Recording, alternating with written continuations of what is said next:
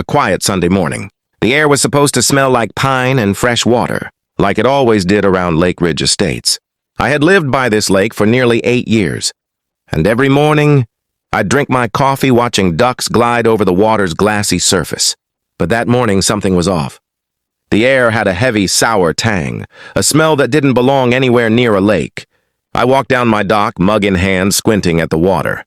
A gray film floated on the surface, spreading from the far side where the HOA maintenance lot sat behind a chain-link fence.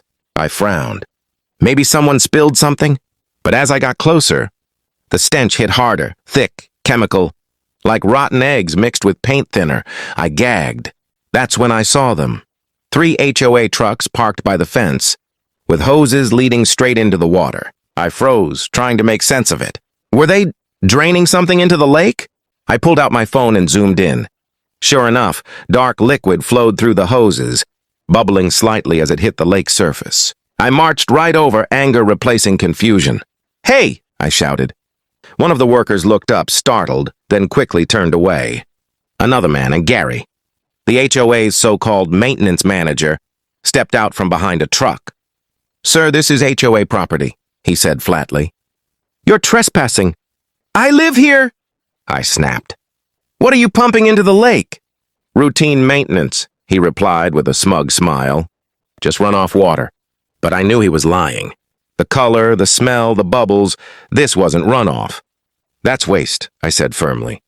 "You're dumping chemicals." Gary leaned closer, lowering his voice.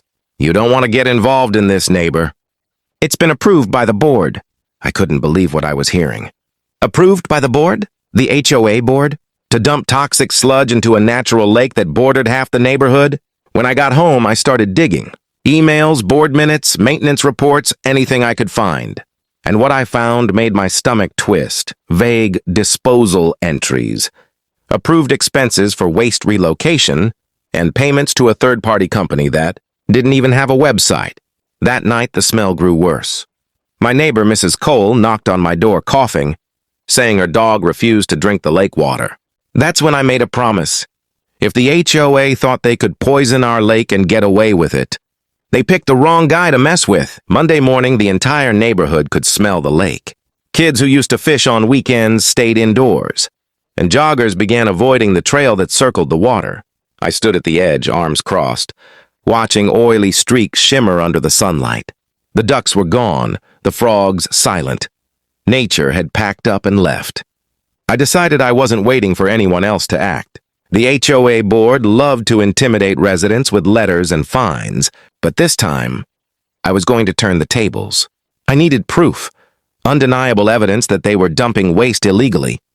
That afternoon, I rented a water testing kit from a local environmental supply store. The clerk wrinkled his nose as I explained what was happening. "You should call the county right away," he said. "Oh, I will," I replied, "after I catch them red-handed." I took samples from 3 different spots around the lake, carefully sealing each vial. The water near the HOA's fence looked like motor oil. Thick, dark, almost metallic. I set up my camera, zoomed in on the fence, and waited. It didn't take long. Around 3 p.m., the same trucks returned. 2 workers rolled out the hoses, while Gary supervised, sunglasses hiding his eyes. I filmed everything, my heart pounding. "Got you," I muttered. Later that night, I analyzed the samples. The test strips turned black instantly, a reaction that only happens with toxic industrial waste. This wasn't some cleaning runoff. It was hazardous sludge, and someone, somewhere, had signed off on it. I drafted an email to the HOA board attaching my findings and photos. I hit send and waited. The next morning, I woke up to a letter taped to my door. "Cease and desist all harassment of HOA operations. Failure to comply will result in legal action." No name, no signature, just a warning. That's when I realized they were scared. Scared enough to threaten me instead of explaining themselves.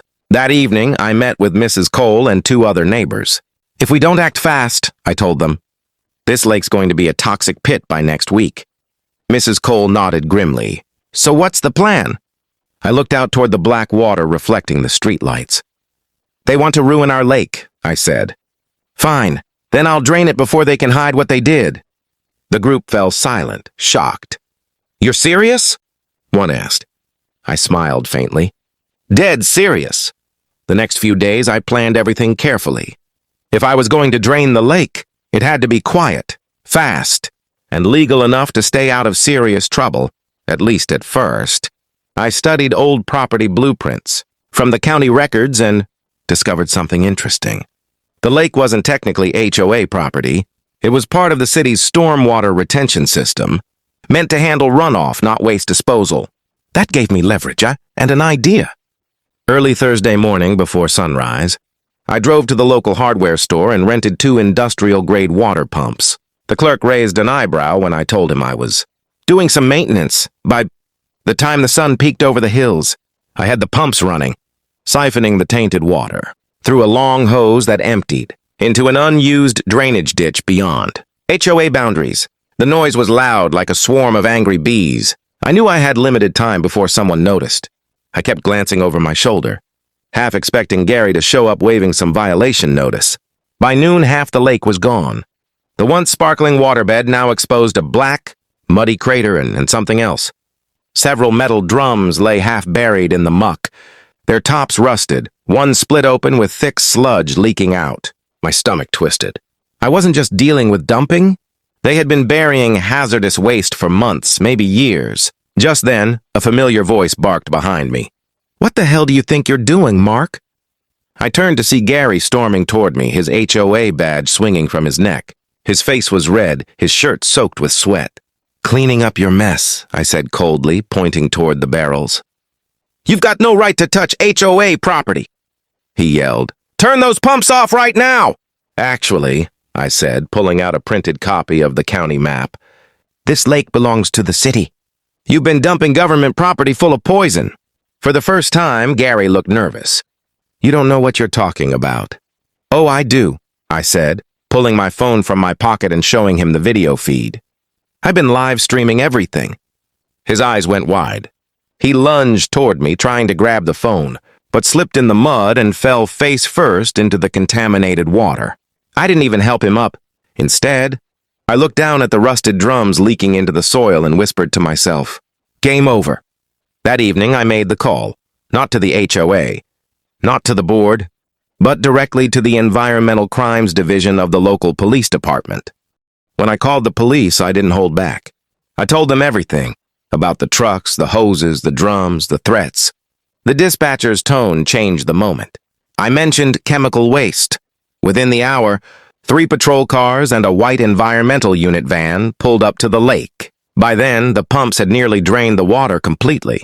What remained looked more like a toxic swamp than a lake, oily puddles reflecting the flashing red and blue lights. Officers taped off the area while I gave my statement. A detective from the Environmental Crimes Division introduced herself as Detective Ramos, calm but clearly disturbed by what she saw. "Sir," she said, crouching near one of the barrels, "these containers are industrial grade.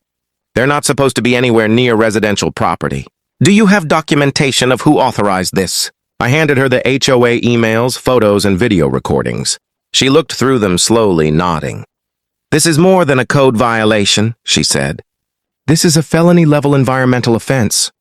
Right then, Gary arrived, covered in dried mud, shouting about property damage and illegal actions. Ramos stood up, badge glinting in the sunlight. "Sir," she said sharply, "step back. We have probable cause to investigate criminal dumping." Gary froze. "Criminal?" "Criminal," she repeated, pulling out her notebook. "Who gave authorization for this waste disposal?" I was following board orders," he stammered. "They told me it was approved maintenance work." "Then you won't mind coming down to the station and explaining that," Ramos said coolly. 2 officers led him to a cruiser as neighbors began gathering around the scene. Mrs. Cole stood beside me, shaking her head. "You really did it," she whispered.